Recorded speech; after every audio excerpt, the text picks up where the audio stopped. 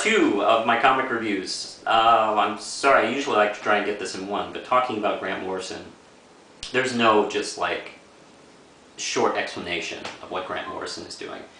He's doing big themes, big ideas, so it's really just hard keeping up. And just, I can't really condense it. And also, especially with the last issue, I mean, just creates so many different feelings and thoughts, and I hope you just, excuse me. Well, I have 3 more comics, and this one's actually, I haven't reviewed this yet, and I think it's been out for a couple months now. Batgirl, issue 6, the last issue of her miniseries. Unfortunately, a lot of fans have not really liked the book. Adam Beecham writing and Jim Clarifuri as the artist. And, Jim actually is usually kind of a stale kind of artist. I've never been a big fan of his work, but I think he did a great job with this series. I think he's just, I don't know, maybe he just took his time, or maybe he just got a real good creative buzz, but I thought it looked great. And, let's see, the writing was a little, I admit, not perfect. The first issue was promising, and 2 through 5 were a little, I don't know, kind of been there, done that, and I think maybe we could have cut this maybe an issue or 2 shorter, really. But, hey, the series, as far as I'm concerned, redeemed itself with issue 6. I think this one was actually exciting. She, essentially, if you hadn't seen the other videos talking about this, Cassandra Cain, Batgirl, now fully welcomed back into the Bat family, decides to try and find her father, David Cain, and kill him for all that he has done to her. And it's been, a mystery trying to figure out. There's also been, like, other daughters he's trained over the years, and she's had to go through. Dick Grayson, Nightwing, just does not trust her at all. And Batman is just wondering if she's going to do the right thing. And she finally meets up with David Cain, who has been hired to kill Barbara Gordon. So they're fighting just out of her window top, just outside of her window, on the rooftop to the death, or are they? I won't give away what happens. But it's pretty exciting, and there's actually, this I will give away, so I will spoil something. At the end, Bruce tells her he's going to adopt her. Which, yeah, Bruce needs to slow down with the adoptions, because that's a good way to figure out your Batman. That, Batman's hanging out with these teenagers, and Bruce keeps adopting teenagers. It's, I don't know. After you build, it's cool, and I was actually kind of touched by this. I thought it was a pretty good fight with David Cain, and the emotional touch at the end. I thought this was pretty well done. This issue is 4 Ram chips. Pretty good. The mini-series overall, I think 3 Ram chips. But I'm sad that we're not going to get an ongoing out of Batgirl because of this, because of the low sales.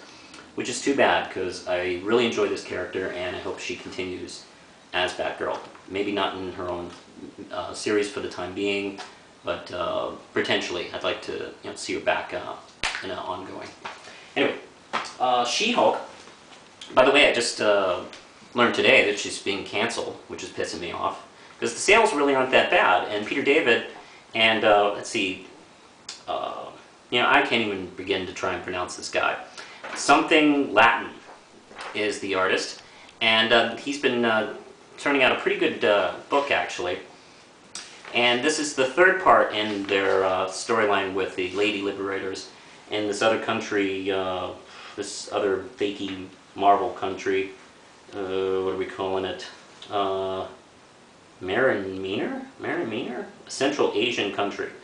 Anyway, they came to the country because it's devastated by an earthquake, and the dictator for life is not doing a damn thing about it. They're actually able to get some work done, and the dictator invites She-Hulk to dinner. Well, it gets more exciting than that, because she wants to remove him from office, and he wants to rape her. That's pretty much the story. It's the usual kind of Peter David work in politics. It's pretty well done, and I'm really sad to see this series go as well. I mean, I think there's 2 or 3 more issues left in this run, and I'm Really sorry that Marvel's dumping it. I also was really curious as to where Peter David was going. He obviously had a plan for the book. Then he might have to just quickly wrap it up in the next 3 issues. I hate it when writers have to do that. I've seen that happen every so often. It's always rushed, and it always leaves you a little not feeling great. But this is pretty good. This one's 4 RAM chips. Not the best issue, but a pretty good issue anyway. Especially at the end, a lot of really good kind of 24-ish kind of dialogue and stuff like that. And the last issue is Spider-Man 583. Now, yeah, I said I was going to ban Spider-Man from my collection after Brand New Day. Maybe I'll talk more about that some other time if I feel like it. But come on, it's Obama. I can't not buy this. Unfortunately, it's the 2nd printing, so I'm not going to be able to put my kids through college with it, which, to be honest, I wouldn't be able to. Because, well, I'm not going to have any to put through college. And 2, the book is going to go down in price. It doesn't matter how popular Obama will be, this book will still go down. Because everybody will, like, kind of get over it and then blah, blah, blah. But, alright, I didn't even read the first story because I'm going to keep my ban. So I'm not going to read the regular book. So I don't know how it happened, blah, blah, blah, blah, blah. Let's see. The backup story is the President's story. It's written by Zeb Wells and Todd Nuck, who is terrific. If you've ever seen his stuff on Young Justice or one of the Spider-Man books before Brand New Day, he is terrific. I always enjoy his work. And let's see, it's a very, very simple 5-page story where Peter Parker is at the inauguration, like everyone else on the planet was, and it's interrupted by the Chameleon trying to take his place. And the sloppiest work I've ever seen the Chameleon do. He just shows up while Obama's still there. He doesn't try to knock him out or kill him or anything and replace him. He just shows up going, "He's the imposter!" And he apparently didn't do any research because they asked him what his nickname was in high school, and, you know, and the answer is Barry. And he goes, "I don't know, something? What did he say? Obama, or Bresky, he doesn't know." This is the worst work you've ever done, Chameleon. You're so much smarter than this. God, maybe if you spent a little less time watching your old Lon Chaney movies, you could maybe, I don't know, maybe, you know, bone up on current events or something like that. I mean, Jesus Christ, everybody knows he was called Barry. I mean, come on. It's just really bad, sloppy work.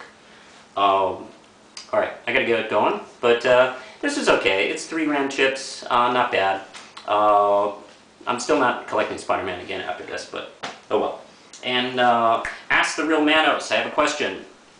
If you have a question for me about comics, geeky stuff like geeky TV shows, movies, or hey, even politics too, I'll answer that question.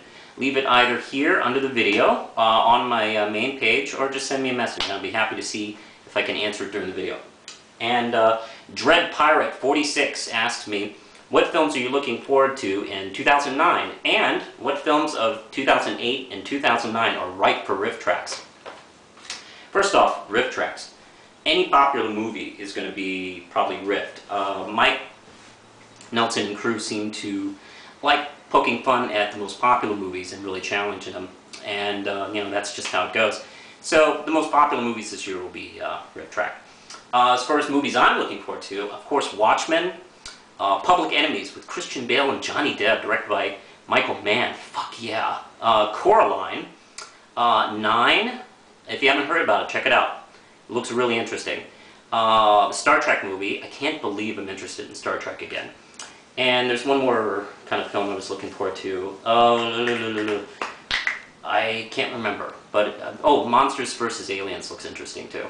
But it looks like a pretty decent year, so I can't wait. But anyway, I gotta get going and push the button, Lindsay.